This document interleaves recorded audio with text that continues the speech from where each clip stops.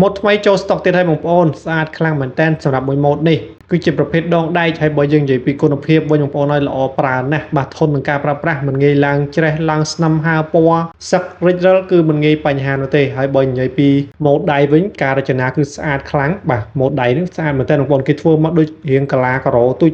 ស្អាតមែនតើណាអ្វីដែលសំខាន់ទៀតបងប្អូនសម្រាប់ដងមួយដើមនេះគឺយើងមានប្រអប់ម៉ាកជូនតែម្ដងនេះគឺជាប្រអប់ម៉ាកតែម្ដងបងប្អូនស្អាតខ្លាំងមែនតើបាទហើយពណ៌គឺយើងមានច្រើនពណ៌សម្រាប់បងប្អូនជ្រើសរើសខាងក្នុងនេះគឺជាស្បែកកាំញីបងប្អូនដាក់បន្តាគឺមិនភ័យព្រួយទៅលើកញ្ចក់បន្តាយើងឆ្កូតនោះទេបាទអញ្ចឹងបើសិនបើបងប្អូនពេញចិត្តនៅប្រភេទដងមួយម៉ូតនេះបងប្អូនអាចអញ្ជើញមកមើលដោយផ្ទាល់បាននៅហាងបន្តា Wall Optic យើងខ្ញុំបាទមាន8សាខានៅក្នុងរាជធានីភ្នំពេញ